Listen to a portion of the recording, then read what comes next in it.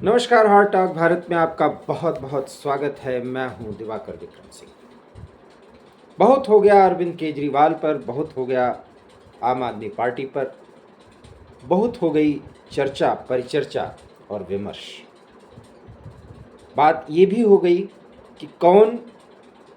चुनाव के इस माहौल और इस मौसम में लोकतंत्र के इस पर्व में खूब जम कर ये त्यौहार मना रहा है और कौन मौका देख करके अपना एक अलग रास्ता अख्तियार करते हुए अपना राजनीतिक भविष्य सुरक्षित कर रहा है। इस खेल में आज जिस तरीके से कांग्रेस पार्टी में एक एक करके विकेट गिरे, ऐसा लग रहा है कि उनके टीवी पर डिबेट करने वाले या कांग्रेस पार्टी में बैठ करके उनका वर्जन देने वाले वो प्रवक्ता जो अभी तक कांग्रेस के लिए कितनी बातें करते थे और भारतीय जनता पार्टी को कोसते थे, आज स्थिति ये दिखी कि वो सभी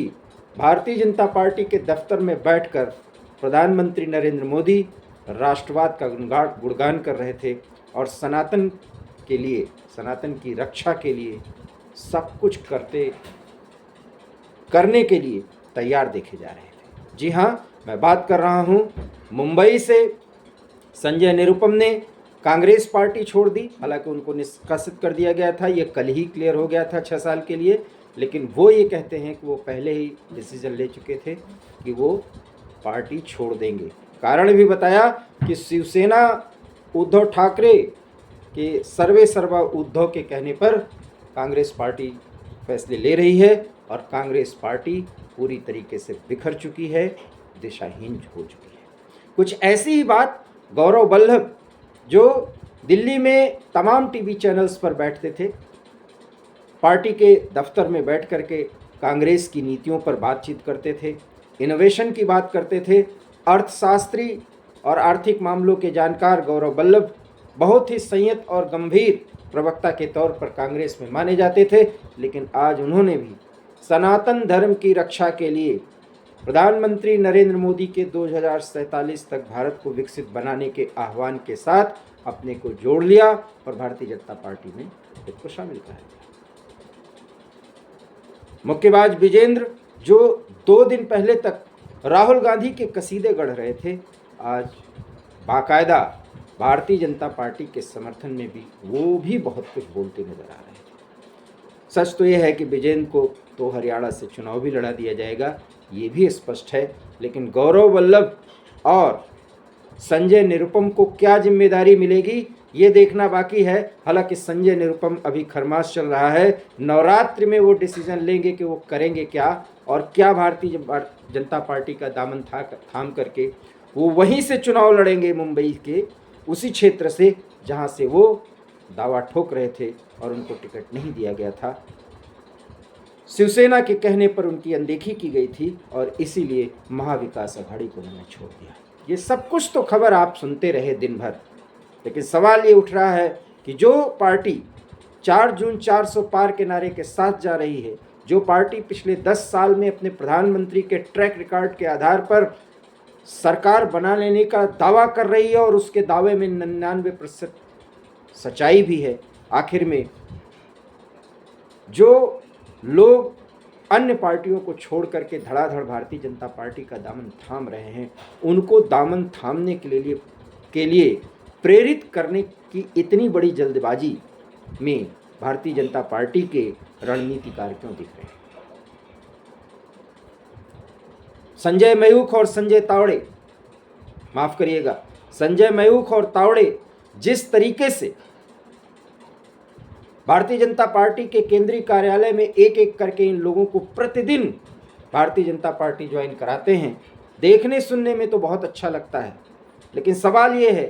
कि एक अन्य विचारधारा का प्रतिनिधित्व 24 घंटे पहले करने वाले वो लोग अचानक राष्ट्रवादी कैसे हो जा रहे हैं, अचानक इतने बड़े सनातन धर्मी कैसे हो जा रहे हैं, सनातन प्रेमी कैसे हो जा रहे हैं, प्रधानमंत्री नरेंद्र मोदी की नीतियों के प्रति इतने ज़्यादा आशावान होकर के उनके साथ, उनके कदम से कदम मिलाकर आगे बढ़ने के लिए अपने आप को प्रेरित करते क्यों देखे जा रहे हैं। अगर ये तदर्थवाद के तहत अपने फायदे के लिए उनके रास्ते नहीं हैं, चुने गए रास्ते नहीं हैं, या यूं कहें कि भारतीय जनता पार्टी ये कांग्रेस या अन्य इंडिया अलायंस के घटक दलों को ये दिखाना चाहती है कि अब वो बिखर चुके हैं, उनको छोड़ करके सब भारतीय जनता पार्टी का दामन थाम रहे हैं, तो अभी तो ये बहुत अच्छा लग रहा है। चुनाव भारतीय जनता पार्टी अर्थात एनडीए जीतने जा रही है, लेकिन विचारधारा के साथ एक तरह से भारतीय जनता पार्टी एक बड़ा समझौता कर रही है, जो आने वाले समय में इसका खामियाजा भुगतती हुई जरूर दिखाई देगी। क्योंकि यही वो प्रवक्ता, यही वो नेता, समय आने पर जब इनको वो महत्व नहीं मिलेगा तो ये माना ही नहीं जा सकता कि वो भारतीय जनता पार्टी की नीतियों और उसके कार्यप्रणाली के साथ अपने को एसिमिलेट कर पाएंगे या नहीं। क्योंकि लाभ देख करके आ रहे ये लोग, जब वो लाभ इनको नहीं मिलेगा भारतीय जनता पार्टी में, तो चुनाव के बाद ये क्या रणनीति अपनाएंगे और कैसे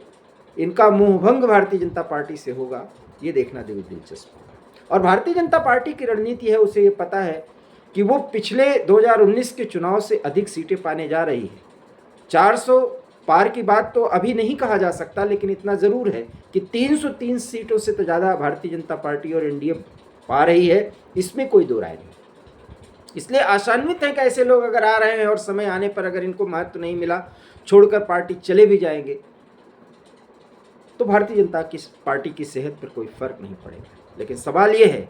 कि आखिर में सिद्धांतों की पार्टी कहने वाली भारतीय जनता पार्टी फिर क्या तर्क देगी, और यहीं से मोहभंग शुरू होता है उस जनता का, जो जनता आज भारतीय जनता पार्टी को पलक पांवड़ों पर रखे हुए है। सवाल ये भी है कि अगर प्रधानमंत्री नरेंद्र मोदी की ही एक ऐसी औरा या ऐसे विश्वास की स्थिति में इस समय जनता अपने आप को खड़ा हुआ देख रही है, तो फिर ऐसे नेताओं को भारतीय जनता पार्टी का दामन थामने के लिए प्रेरित करने की ज़रूरत क्यों पड़ी है। और ये वो सवाल है जो भारतीय जनता पार्टी से भी पूछा जाना चाहिए। आज हर एक चुनावी रैली में प्रधानमंत्री खुलेआम घोषणा कर रहे हैं कि भ्रष्टाचार से समझौता नहीं किया जाएगा, लेकिन सवाल ये है कि असम से लेकर के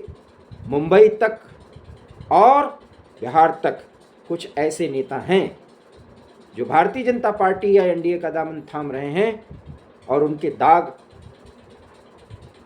बिल्कुल गहरे हैं, ये 100% कहा जा सकता है। हालांकि अभी वो कन्विक्ट नहीं हुए हैं, उनके फाइलों पर जांच भी नहीं हो रही है। तो फिर इंडिया अलायंस अगर ये कहता है कि वॉशिंग मशीन बीजेपी की या मोदी की, जिसमें सब साफ हो जाते हैं, क्या ये कहना गलत है? ये सवाल मौजू है और लोकतंत्र में बहुत महत्वपूर्ण है। हाँ, इतना ज़रूर है कि विश्वास का संकट इस देश की जनता का अपने प्रधानमंत्री के पद पर बैठे व्यक्ति के प्रति नहीं है, और इसलिए आज सब कुछ जायज़ लग रहा है। लेकिन आने वाले समय में एक छोटी मोटी गलतियां या कुछ ऐसी स्थितियां क्या एक ऐसी स्थिति पैदा नहीं कर देंगी जब भारतीय जनता पार्टी को भी प्रकारांतर से कांग्रेस का ही एक वर्जन माना जाने लगेगा। और कांग्रेस की यही भूल कि सबको साथ ले लेना, अपने ताकत पर सबको कांग्रेसी बना देना, ये गलती कांग्रेस को आज किस स्थिति में भेज चुकी है, ये देखा जा सकता है। यहाँ कांग्रेस के अपने मूल सिद्धांतों में एक बड़ा समझौता किया गया, तुष्टीकरण को बहुत ज़्यादा महत्व दिया गया, क्योंकि सत्ता हासिल करना उसका उद्देश्य था, रहा। और आज पार्टी कहाँ चली गई? अगर भारतीय जनता पार्टी आज चरमोत्कर्ष पर है और एक ऐसे नेतृत्व के साथ है जिस पर जनता का विश्वास है, तो फिर इस तरह के समझौते भारतीय जनता पार्टी क्यों कर रही है? इस सवाल का जवाब तो उसे देना ही होगा। क्या भारतीय जनता पार्टी इस सवाल का जवाब दे पाएगी, या सिर्फ ये कह करके पल्ला झाड़ेगी कि चुनाव के समय ऐसे समझौते तो किए जाते हैं? फिर सवाल तो ये उठेगा ही कि अगर ऐसे समझौते किए जाते हैं तो फिर कांग्रेस पर या इंडिया अलायंस के अन्य घटक दलों पर तोहमत लगाने का क्या फ़ायदा? ये लड़ाई अगर विश्वास या विश्वास के संकट के बीच है, तो फिर ये लड़ाई सिद्धांतों की भी है और सिद्धांतों के आधार पर, कैडर के आधार पर आगे बढ़ने वाली भारतीय जनता पार्टी को फिलहाल इस तरीके से समझौते करने की ज़रूरत तो ज़्यादा नहीं दिखती। लेकिन 400 से ज़्यादा सीटें हासिल करने के लिए कुछ भी करने को तैयार भारतीय जनता पार्टी के ये कदम आने वाले समय में उसे मुश्किलों में डाल सकते हैं। आप हमारी इस बात से अगर सहमत हैं तो इस वीडियो को लाइक करिए, शेयर करिए और हमारे चैनल हार्ट ऑफ इंडिया को प्लीज़ सब्सक्राइब करिए। बहुत बहुत धन्यवाद। नमस्कार।